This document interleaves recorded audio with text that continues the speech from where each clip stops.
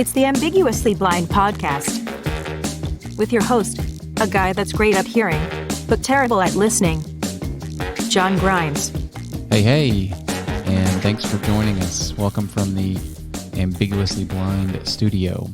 In this conversation, we'll touch on many things vision and retinitis pigmentosa, as well as being technologically challenged, and lots of things grilling with our guest, who is, among many things, a Christian evangelist, husband, father, quite an outdoorsman, and a YouTube sensation as the founder of Blind Grilling, now the host of the Blind Grilling Experience.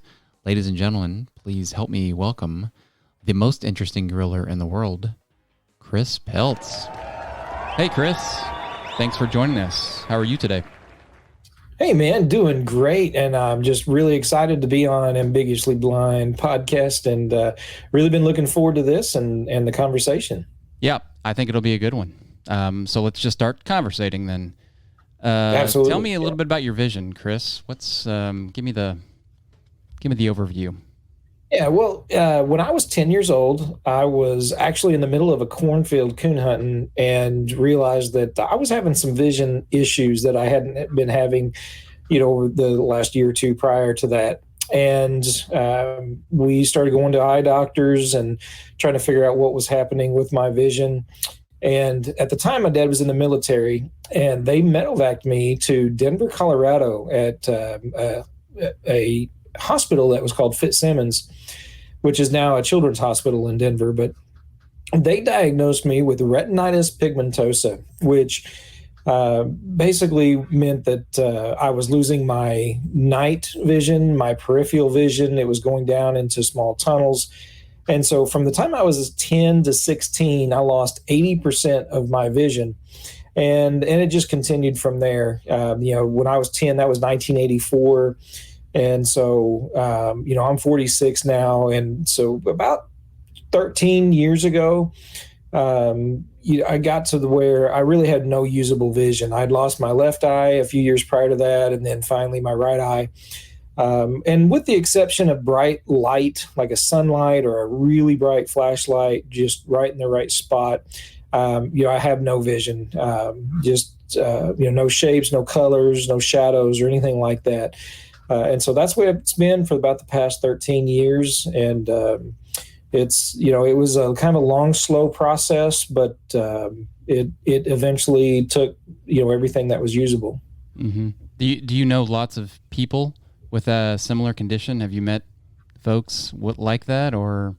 In the past 3 years, I've met a lot of folks. I've met more people in the past 3 years with visual impairments as a whole, but particularly RP or retinitis pigmentosa, than I've ever known. In 30 years of dealing with it myself.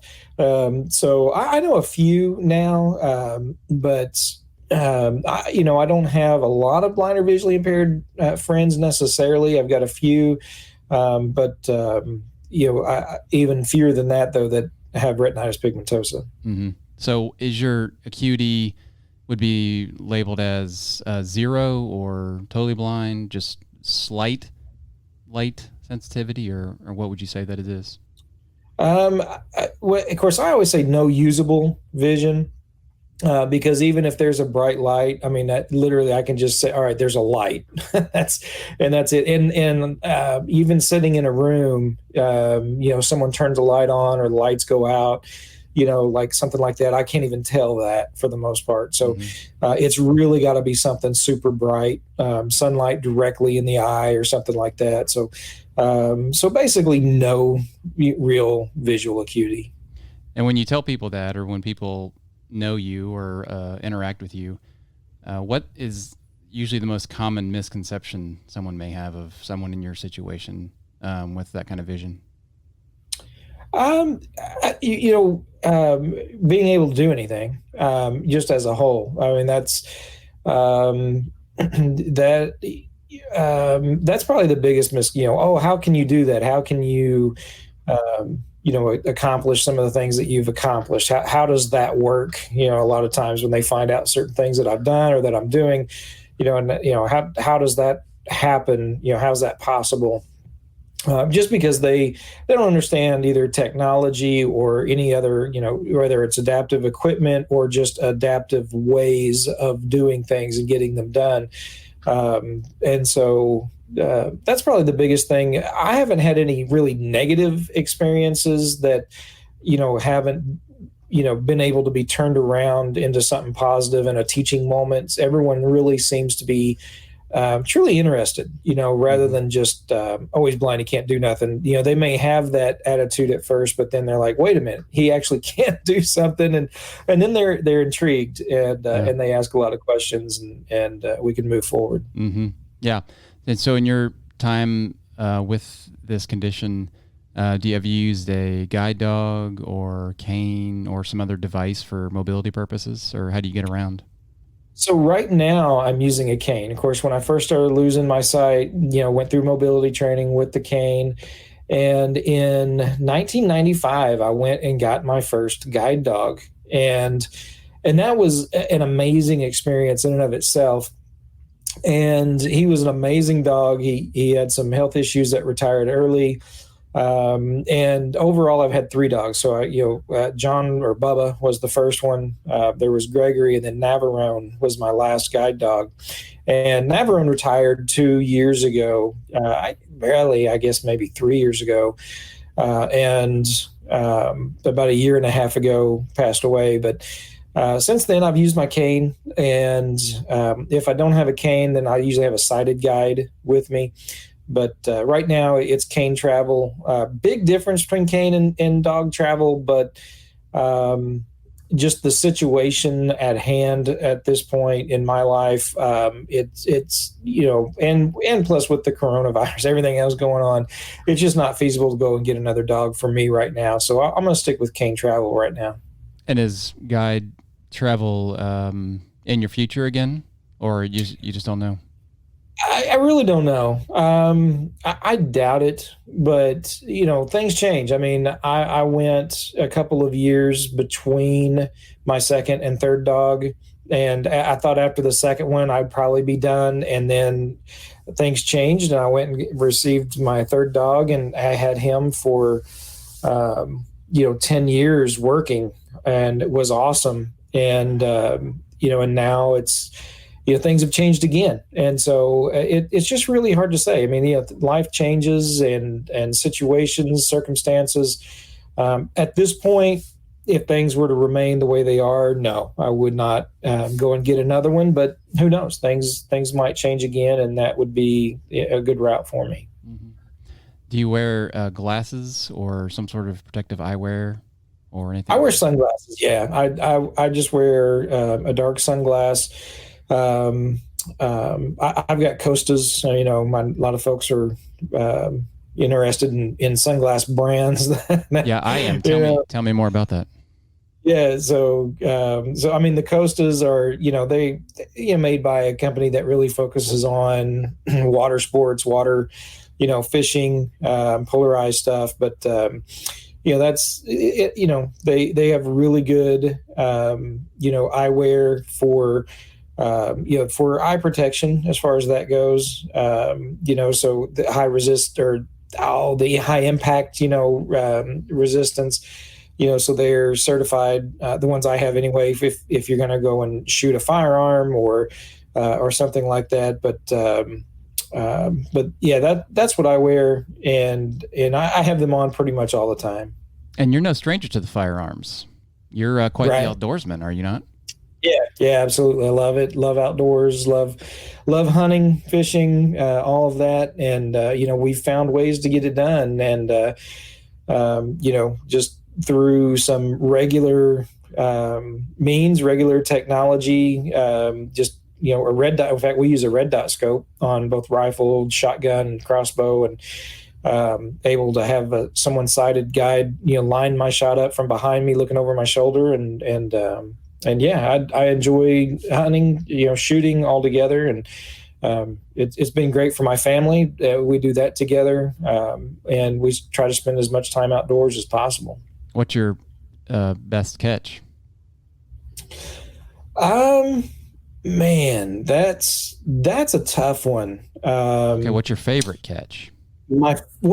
Okay, so my favorite thing to fish for right now is white bass because they run kind of like, the best way I can describe it is like you see on these outdoor channels where they're up in Alaska and the salmon are running and the bears are out in the middle as the salmon are jumping and they're catching the salmon because they're running upriver to spawn. Well, white bass run from the lakes up the rivers here in the Midwest, and it's similar to that. I mean, they are not only jumping, but if you're in waders and you go out and you stand in the middle of these smaller rivers, I mean, there will literally be hundreds of white bass that are just bumping up against your legs as they're trying to swim past you and go upstream to spawn. It's a really cool experience, and I love fishing for white bass. So that's probably my favorite altogether. My brother-in-law is getting me more into trout fishing, which is fun, but generally, grew up, catfish, bass, and crappie kind of thing. But the white bass is always been one of my favorites. Sounds like you're kind of the bear in the river there with the white bass then. That's right. Yeah. Yep. So, although while they're swimming past, you're still got to use a rod and reel to get out there. So they're jumping up around you, and yeah, it's really cool. I mean, just the experience of hearing them when they're spawning and running up river, and then you can just hear how they're dancing on top of the water. They come up out of the water, their tail is flapping and slapping the water a couple of times before they splash back into it, and it's a really neat experience. And as cool as it is to see, when I was younger, being able to see it, I enjoy it even more now just hearing it happen. I think it's just really awesome to sit and just listen when all that is going on around you. Mm-hmm. Do you know of any like research or programs or things that are doing things to make RP better, or do you feel like in your lifetime you'll have any restoration to any of your vision? I've really gone back and forth on this as far as hopefulness, or what you might say, but they're always working on it, right? I think on every type of eye disease, eye problem, vision loss, they're working on restoring it. RP, they've got different organizations, groups that are set up to study that specifically, and it's my understanding they've made some progress in various forms, but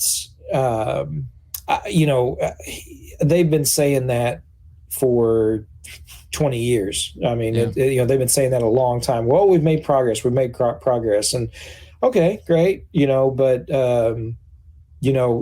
we still have people losing their vision to RP, and apparently the progress hasn't been that substantial, I guess, in some ways. But it's always changing. I mean, where they're at now is probably, just leaps and bounds from where they were 20 years ago.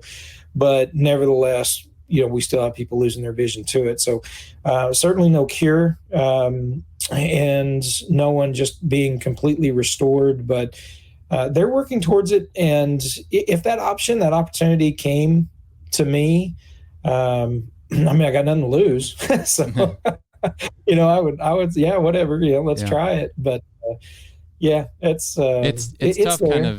kind of chasing that stuff too, because as you're right, there's things are evolving. There's research and medical tests and trials and things that are going on, but and I have friends and family that keep up with that more than I do. And I know some folks with RP that, they're always, they're doing this testing, they're doing that. And I don't ever remember Googling, advancements or anything like that. Someone will call me, there's a new story on this. They'll email me, they'll text me a link, and I'll go and I'll read the story, the link or whatever, but I'm not seeking out all of that myself. But I have a lot of friends and family that are. Mm-hmm. Well, something that does kind of make vision more easier for people with impairments is technology. And I think you are a self-described what did you call yourself? Technologically challenged. Challenged, yes. Okay, well, even though you are technologically challenged, there are a lot of technologies I believe you probably use in your daily life. I think, for me at least, the biggest game changer has probably been the iPhone, and most of the Apple products, once they put the voiceover as a built-in thing. Is that kind of what you've experienced with the iPhone? Absolutely. Yeah. I mean, that's probably been the greatest piece of technology in my entire lifetime that has changed what I've been able to do as someone with a vision impairment. The iPhone has been hands down the greatest advancement, the greatest piece of technology that I've ever had and have now. It has changed everything. Yeah. And you were an early adopter, I think, got in at the 3GS model, which was the first one that had voiceover built in, which is when I got in as well, which I think was in 2009. And man, it's incredible. The opportunities that are there in that little device for folks like us. Oh yeah. Yeah. It was absolutely incredible. And I was blown away because I was struggling so much with various phones and operating systems. And someone at the guide dog school that I went to out in California, they actually, because I was contacting them about GPS systems and various things, and they had mentioned that they're looking into the iPhone, and so I was intrigued, and so I started looking into it, and I think by January of 2010, I had my first iPhone 3GS. Mm-hmm. Yeah. It's just so cool too, because I'd had iTunes, and I mean, I was a Windows user, but I had iTunes and iPods, sort of. There was an iPod Shuffle, which is one. I mean, I had an iPod, but I really couldn't use it because I couldn't see the controls on it. But then they came out with a Shuffle, which was this. Are you familiar with that one? No, actually, I've never had an iPod or anything like that. Okay. In fact, prior to my getting the iPhone in January, my first Apple product as a whole was in Black Friday of 2009. We got my wife a iMac, one of the very first 27-inch iMacs that they came out with, and while she's using it, I found out there was something called voiceover. And so I was way behind the curve when it came to technology on this, and started using it, but I had no idea about their phones or anything like that. And so, no, my first piece, anything Apple or Mac, was, Black Friday of 2009 in November. And I haven't looked back since, but I've never had the iPod or anything like that because the phone does all that. Yeah. Yeah. Well, the Shuffle was the first iPod that I'm aware of, at least, that had voiceover built into it, and it didn't have a display. It was like, I don't know, maybe like 2 inches square was the whole thing. And it had a button, just one button on the front. And you would just navigate essentially through voice commands. You could turn voiceover on and off. Otherwise, all you could do is shuffle songs. That's why it was called the Shuffle. And so that was really when I got excited. And then it wasn't soon thereafter that they added voiceover to a Nano iPod. I'm huge into music. I'm a big music fan. So this was a big breakthrough for me. And then a buddy of mine who is a big technology guy told me about the 3GS. He's like, hey, did you know that the 3GS is coming out with voiceover built in? I was like, no. And within 24 hours of knowing that, I had one. Yeah. I was with another carrier, and at that time in 2009, AT&T was the only carrier that had the iPhone. So within 24 hours, I switched carriers and had an iPhone. That was quite a momentous occasion for me. Yeah. It was huge for me too. I mean, I went from a Windows operating phone with a reader, a voice. Yeah. I had a Motorola Q or Q9. Q9. Yeah, that's what I had. Yeah, and it exactly. had Mobile Speak smartphone was the software that was loaded on it. Yeah.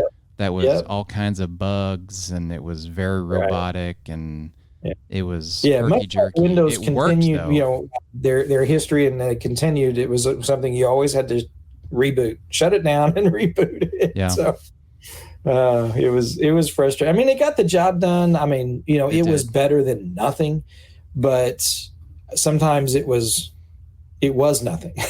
So, with my experience with the Motorola Q was that it got me into the world of texting.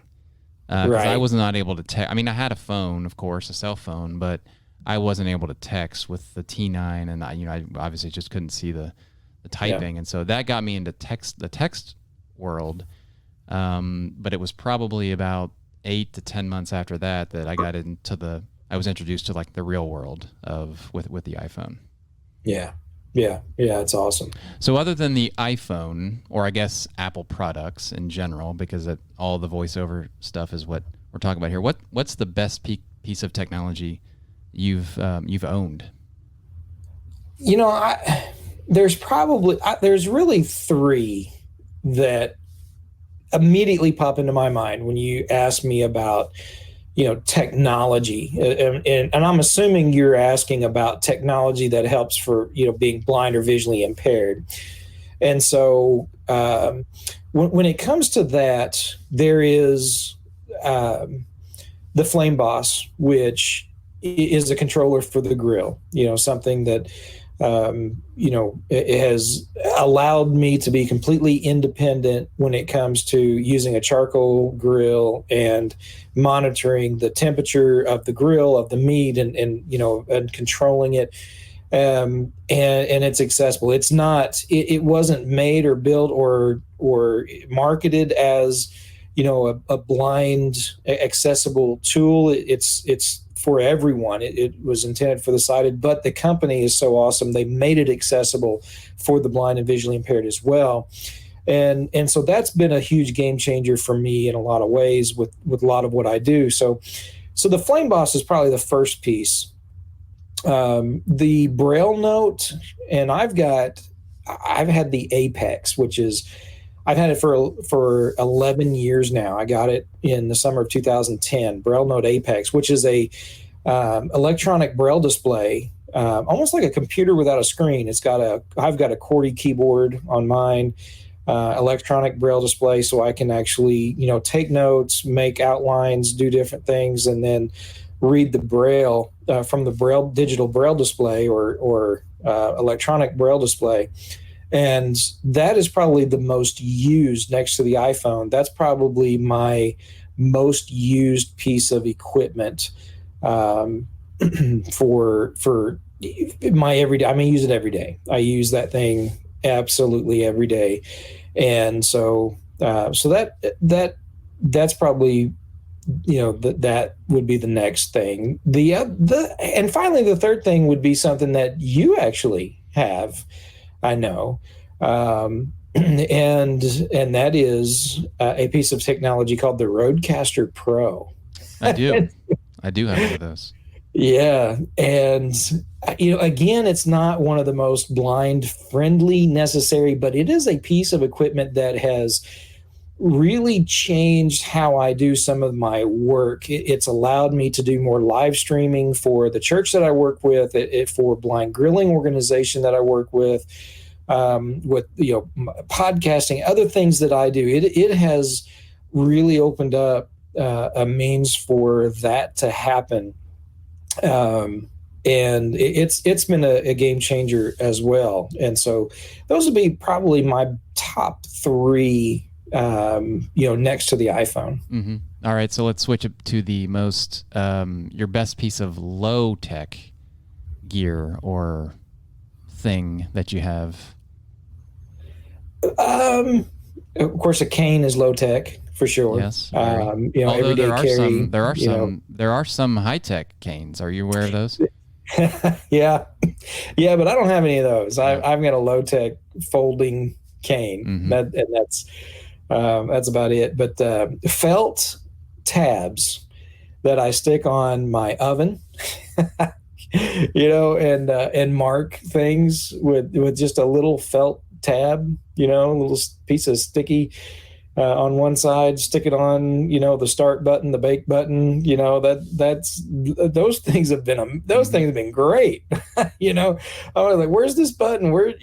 And sticking those on things have been awesome. So there's a piece of low tech. That's very low tech. Yeah. Yeah. Yeah. Right. So in fact, I remember the first time my wife ever marked up like a microwave or an oven. She found those on a website for the blind, visually impaired, and she had these felt things for the bottom of chairs to keep them from scuffing your floors, your wood floors. Yeah. And you put them on your bottom of your chairs. And so she had a couple extras, and she just cut them and stuck those, and they work great. They work great. And so that was awesome. Has most of your computer experience been with Windows or Mac? It sounds like maybe Mac now, but was it Windows before? Or you still it was Windows before. I mean, in jobs I've held previously, growing up in school, they were starting to teach you DOS, that we were starting to get into, some of those things. But once I left, got out of school, once I started getting into the workforce, everything was Windows. I had, Windows PCs. I'm trying to remember what I had prior to Windows 95. I don't. It was Windows 3.0. Yeah, I had something. Yeah. But it's been Windows from a couple of years prior to Windows 95, and then going 98, 2000. And so I had Windows up until and even beyond 2009 because.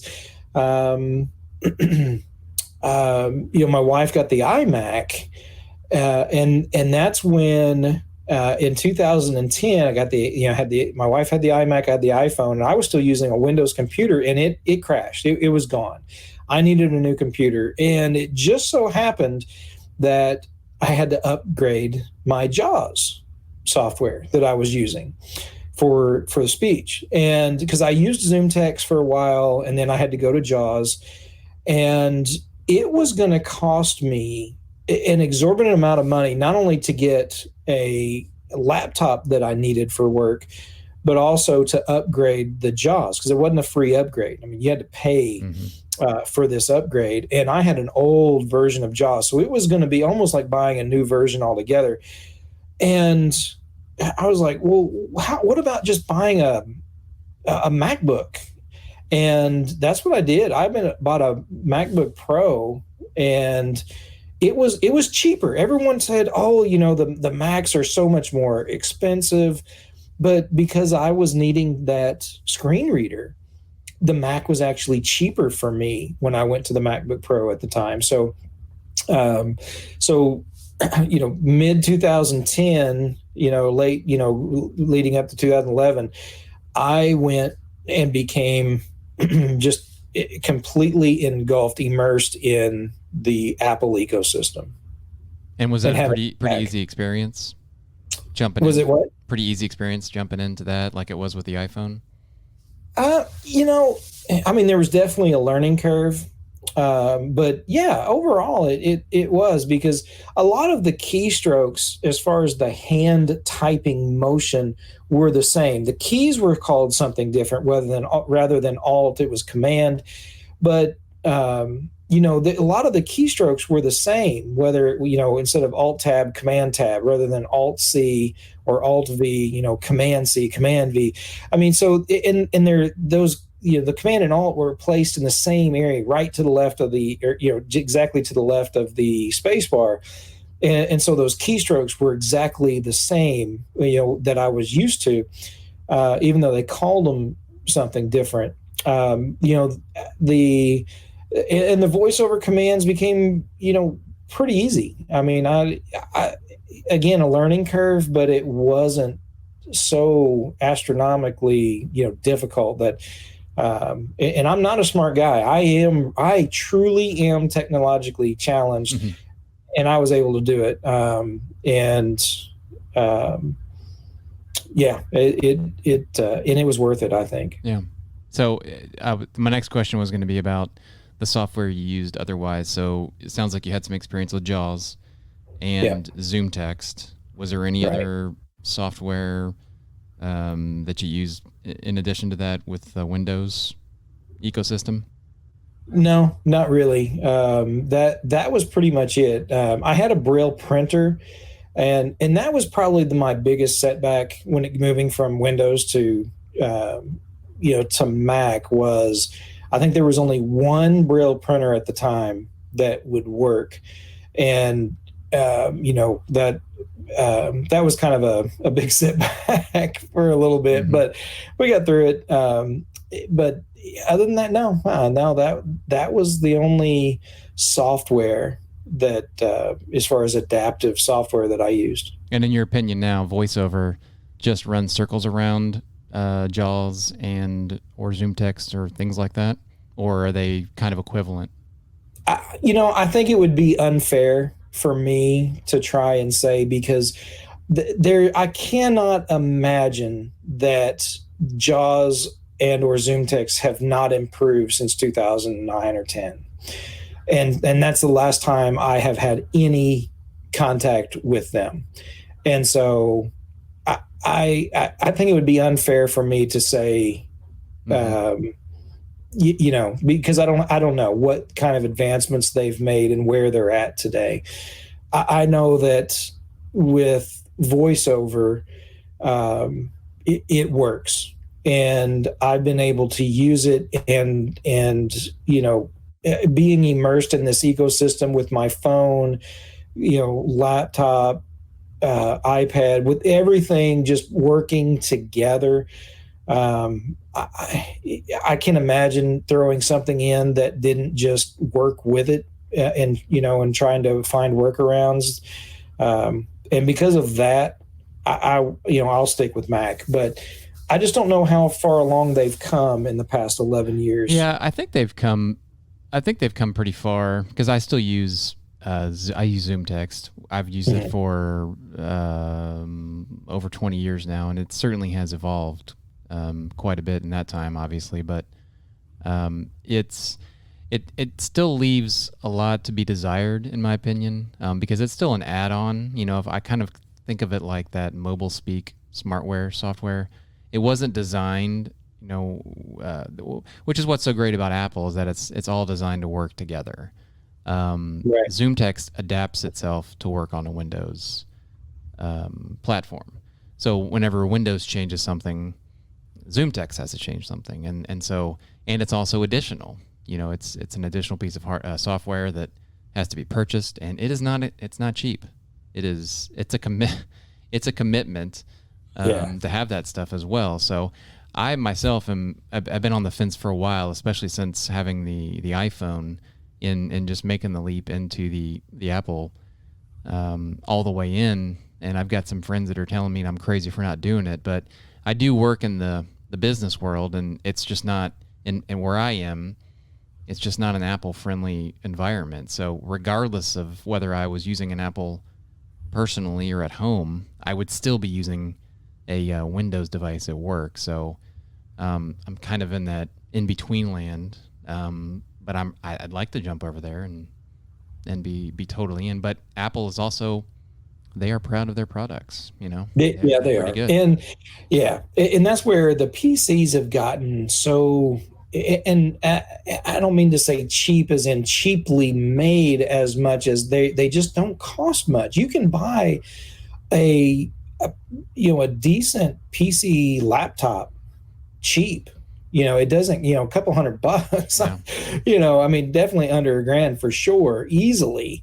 But then you got to buy the software, and so once you put all that together, you're looking at, pretty close, if not over, what a Mac or a MacBook is going to be, in most instances. And that's where it, then it becomes, the price isn't as big of an issue now because they're on level ground. The difference is, the OS, Apple, has built it in so it works, and it works with every upgrade. It is it's in that system that when one thing changes, it's changed with a view of making sure it also, works with, that accessibility feature. So that's been the really nice thing, that Apple has done, and why I'm so glad I made the change. But I can definitely see, if you're using it at work all the time, but if you're using it at work, you can maintain that knowledge, and then just and switch on in your personal. But yeah, So I can see where that could be a challenging decision to make. Yeah, I should just do it, you're saying? Yeah, pretty much. Well, hey, it's your money, not mine. Exactly. So yeah, go for it. Why do you spend somebody else's money? So Before we get off of the technology topic, I want to know what you think about smart cars or self-driving autonomous vehicles and things. You have a feel for those, or do you think you'll be driving anytime soon? They've been around a long time. I know a lot of folks are thinking, oh, they're coming. Listen, when I was 12 to 16 years old, we had self-driving cars. It was called, hey, Mom, look, no hands. Yikes. Okay. So, they're exciting. I think they will work. I think they would be an amazing addition to this world. The problem is man. And that's been the problem since the beginning of the world, right? Man has screwed everything up. And that's what's going to happen with the smart cars. They are going to work great and do everything they're designed to do. And even for someone who's blind or visually impaired, it's going to be an amazing, accessible feature. The problem is not, until everyone has one, you've got people out there making mistakes. My daughter and I were hit head on by a distracted driver last year, and a self-driving car would not have stopped that accident. It just wouldn't have happened because some idiot was distracted and he messed up big time. And so even with self-driving cars, there's all kinds of things. And I mean, the technology today to avoid accidents, to keep you in the lane that you're in, to, warn you before you change lanes, or if you're going to change lanes, there's someone next to you, the warnings that are given, all of that is there and works great. But when you've got someone who doesn't have that technology and they mess up, that technology isn't going to save you. And so there's going to be issues still. Until it gets to the point where every vehicle, is doing it. And so I don't think that'll ever be seen in my lifetime. Yeah. Well, I think I'm kind of with you on for most of that. It's kind of the Wild West of autos, I guess, or automobile vehicles. And I think you're right. I think everybody it needs to be all or none for it to work in a more harmonious way. Yeah. And I don't know. I can't tell what's science fiction and what's real and when it will be real. Yeah. And I mean, I think they're out there. I mean, I've I know somebody that the husband and wife, they have Teslas, and they live in a home where they can hit a button and the Tesla pulls up to the door and they get in and they drive away. And when they get when they get home, they get out at their front door, they hit a button and their Tesla goes and parks itself. I mean, it's that in essence, that's self-driving, mm-hmm. in a very controlled environment, but nevertheless, it is self-driving. I mean, what they're doing with these cars is really amazing. So that is there, and they'll probably be on the road. There are some, in some ways, they're on the road already. But for it to be feasible for someone who's blind or visually impaired, and that's really what my statement previously was really about. There will be self-driving cars. They will be out there. But it's scary in some ways, but it's really cool and exciting in others because mm-hmm. What they're able to do. Let me ask you in a different way. I think you may have already said no to this, but do you think in your lifetime you'll take a trip to the grocery store to get a gallon of milk? in a car by yourself? No, I won't. Now, will someone who's blind or visually impaired in my lifetime? I think that's possible. But in my lifetime, that technology is going to be outrageously expensive. And I won't be able to do that. But do I think it will happen? I think it might. Depending on how long I live, let's say, another 40 years, I'll be 86. So in another 40 years, will that happen? I think it's very possible. I really do. All right. Well, let's talk about grilling. Yeah. Let's talk about the blind grilling experience. Tell me a little bit about the kind of the origin of that and where that started. So, the Blind Grilling Experience is now a podcast, which began a few months ago. And it was a changing of the guard in some ways from the YouTube channel. 6 years ago, I did my first cooking video, which I posted on my personal Facebook page with my kids. And then I decided, you know what? I was doing work for in social media for other companies, hunting and fishing outfitters, and they retired. They were moving on, and I still wanted to do something in the social media realm. And so I started the Blind Grilling Facebook page, and then time is flying. I guess 3.5 years now, maybe 4. I moved that over to YouTube as well. I did Blind Grilling YouTube channel, and there was a police officer here where I live in Missouri who was shot in the head, and he survived. He lost one eye. He had just an amazing recovery that took place. But I wanted to do something to give back to first responders and veterans and others, but the focus mainly was first responders and veterans who have suffered vision loss.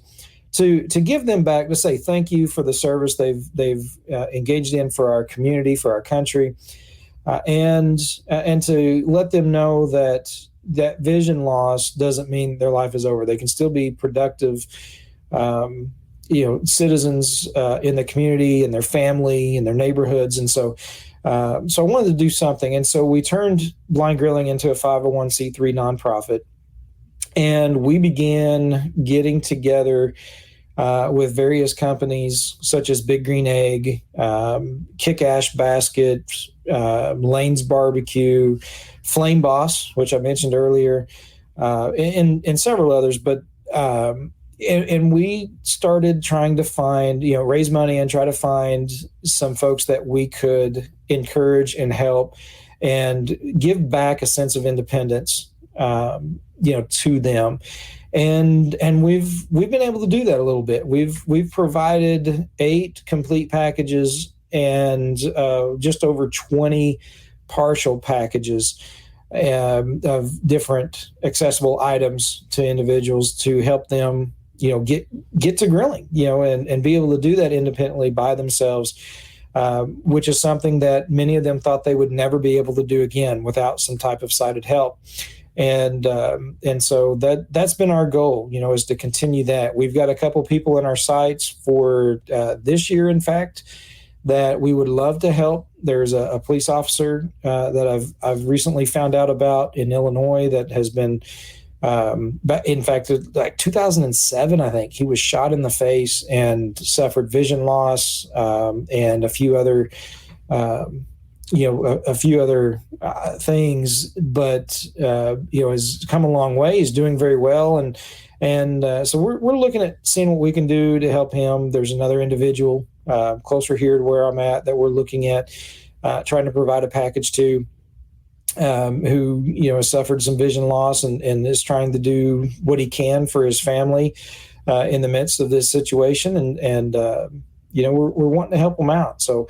That's what our mission basically is. What we're trying to do is provide that encouragement, that independence, and help them to know that they still are productive people, citizens, and able to provide in some way, for themselves, for their family, their neighbors, and just do what we can in that area. Just provide recipes. I mean, we love cooking, we love smoking, grilling, and just sharing that love with others, especially those who are blind or visually impaired, so that they know that this is something you can do. You can do well, and you can eat really good. Even for a guy that's technologically challenged, right? That's right. Yeah, absolutely. Because this thing just works. I mean, the Flame Boss, I mean, I open up the app on my phone and it tells me. And in fact, I can even ask the Amazon Alexa, hey, ask Flame Boss what my temp is. I don't even have to grab my phone, to find out what the temp is, or to change it, or anything. And so yeah, it's easy. It works. And, I never open a computer or even have to grab my phone on some occasions. So take me back to like the beginning for you personally, when you're grilling, as your vision is either fully deteriorated or deteriorating, and you're standing at a grill that's, I don't know, gas or charcoal or whatever it is, and you're like, this isn't working. There's got to be a better way. I mean, did that happen, or? Yeah, I knew it. I've almost always used charcoal grills. I've had a few gas grills, but I've always went back to charcoal. Even, and after buying a gas grill, using it for a month or two, my wife was like, "We got to get another charcoal grill," and I was like, "Yes, I know." And so, but I always had metal grills, and I always knew that it wasn't the best situation, but I love to do it so much that I would power through it. I mean, I burned myself a lot. I've got a few scars. And one day in 2003 or 4, my brother came and visited my family. His family visited my family. We were going to cook some steaks. And so I got the grill fired up, and he came out to, we're going to sit out back, chat a little bit, grill some steaks. And so I'm going to the grill, and I'm, feeling around, trying to grab the handle, and, touching the grill, and like, kind of thing. Kind of like one of them cartoon characters running across coals barefooted. And, my brother's like, "Dude, let me help you," which is, the ultimate sin, right? You never touch another man's grill when you're at his house. But he was just like, "I can't watch you hurt yourself like this," So he jumped in and helped. Well, a couple of weeks later, he showed up at my house with a Big Green Egg, which is a ceramic grill. And he's like, "Dude, come out here and check this out, and feel around." And it was really cool. It was neat. I could tell at the time it was green and it looked like an egg. And he's like, "Go in there and get the meat ready, and then we'll come back. We'll get familiar with it, and we'll fire it back. We'll fire it up and we'll get going." So I went, I got the steaks ready, and I came back out, and he said, "Well, feel around on it a little bit more and make sure you're ready, to get into it." And I'm feeling around. I'm like, "Yeah, I'm ready." And he's like, I said, let's fire it up. He said, "It's already set at 350 degrees. Whoa. Amazed, because my hands were all over it. Yeah. I didn't open it, but I was just getting familiar with where it was setting, how, he had built a table. So I was sitting in a table and, just kind of getting to know the area that I was getting ready to work on. And here's this grill at 350 degrees, and I got my hands on it. And I mean, it was hot outside. I mean, it was, we're talking the middle of summer in the Midwest here in Missouri. And, so it was hot, but my hands were on it. I mean, like resting on it, touching it. There's no way I could have done that with a metal grill. And that right there was just huge. I mean, that was just like, wow. I mean, I can take my time, actually feel around and know where I'm at, without hurrying or rushing or, worrying about leaving skin behind and, having ice water close to dip my hand in because it got burnt so bad. So that was awesome. And I didn't look back as far as that goes. Now, I still had the problem of knowing how hot it was. And that was the great thing about kids, right? "Hey, kids, go out and tell me what the temperature is on the grill." And so that's how I did it for, 10 I'm, going back, looking at time wise, for 12, 13 years until I came across the Flame Boss. And then of course, I think my kids were more excited about it at first than I was, because I didn't have to ask them to go and look at the temperature anymore. I was doing it all on my own, which was an amazing feeling. Now, how'd you find the Flame Boss? So there was another unit by another company that I had actually purchased. And these things, at the time they're not cheap.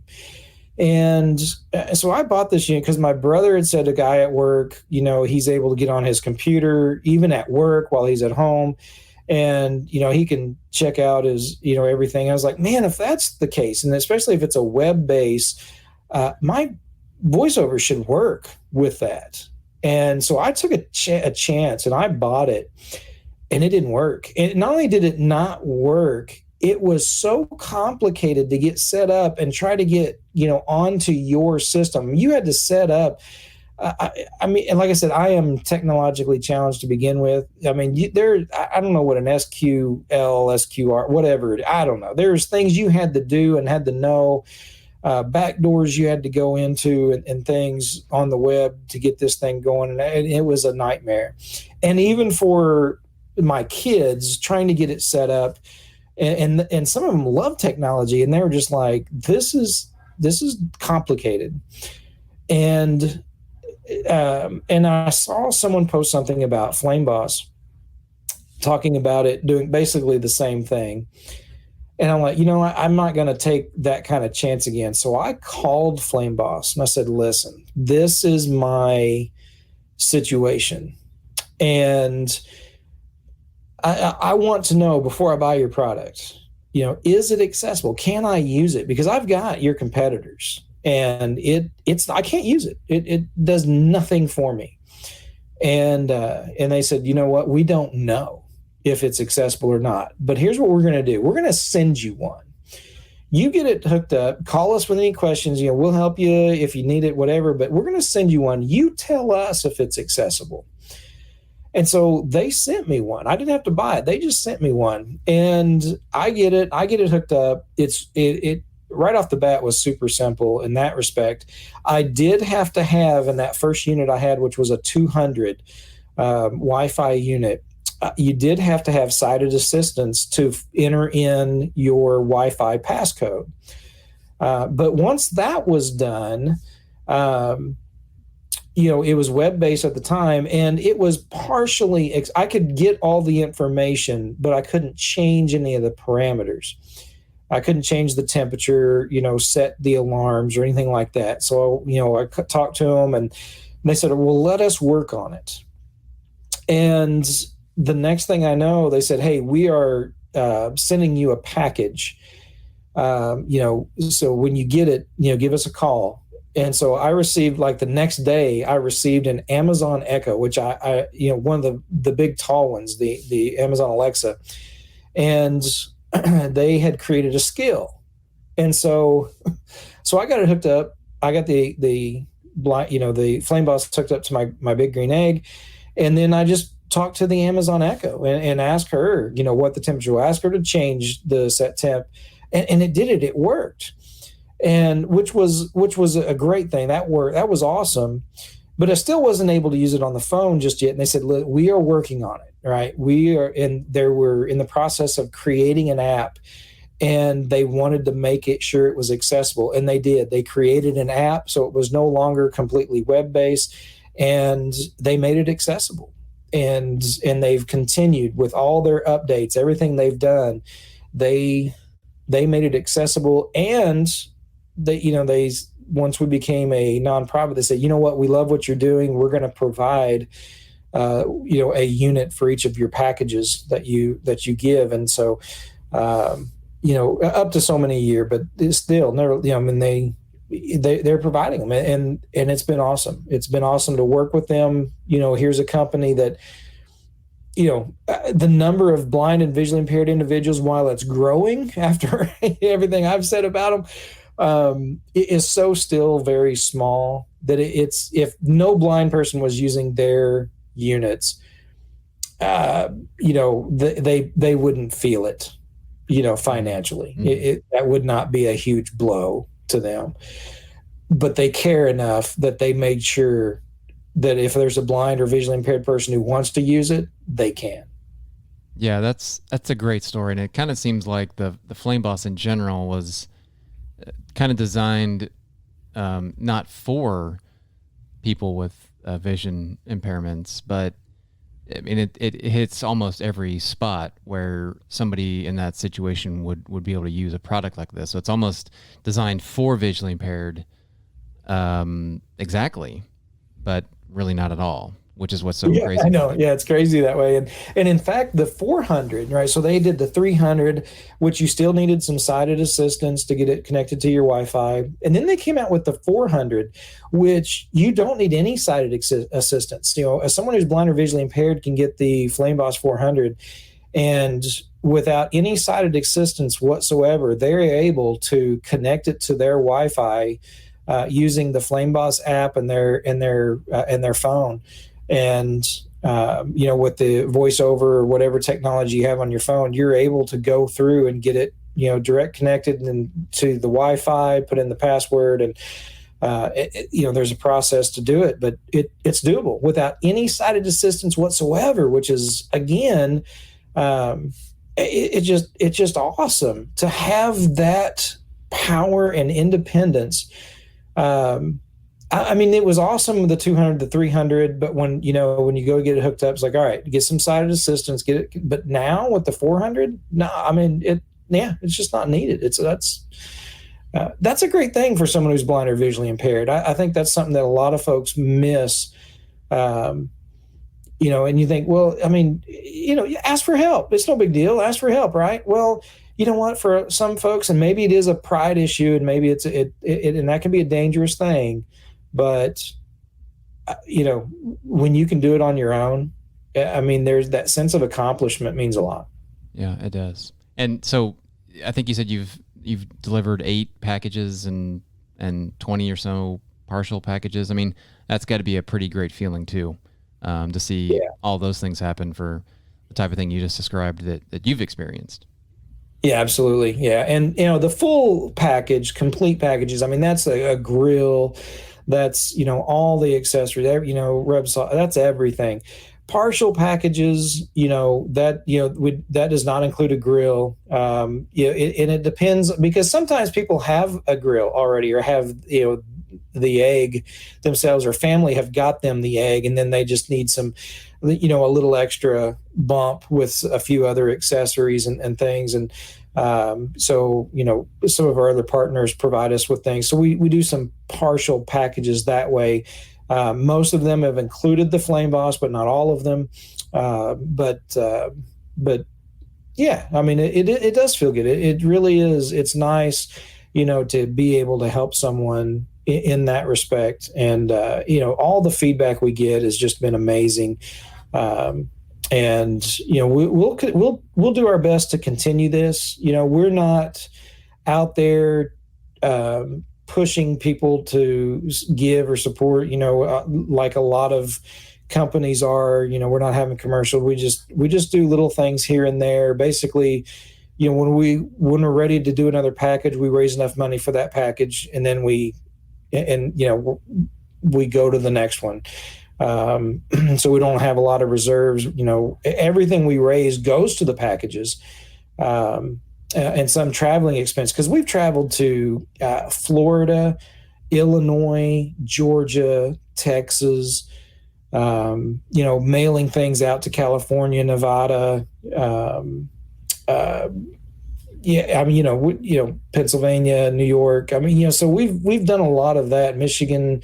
Mailing things out to various places and sending things out, and then traveling, to deliver the packages. So some of that, is an expense that, covers the cost, covers that, but it's all going towards those packages. So that being said, what is it that keeps Blind Grillin' going? How can people support Blind Grillin'? So, to support Blind Grillin', of course, most of our donations either come in directly through like our PayPal account, through our email, which is blindgrilling@gmail.com.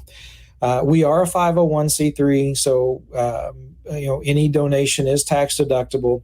But our PayPal account is basically through our email, blindgrilling@gmail.com.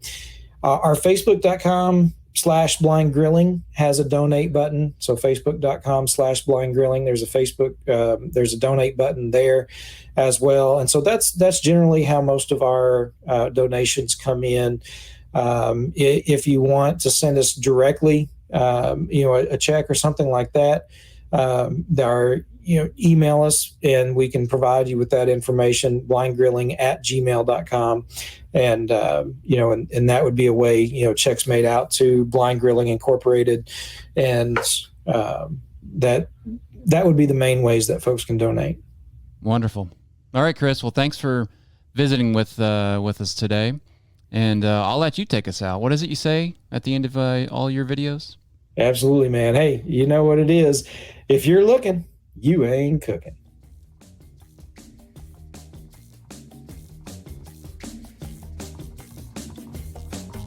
Thanks for spending time with the Ambiguously Blind podcast. Please rate and write a review wherever you subscribe. And connect and share with us at ambiguouslyblind.com.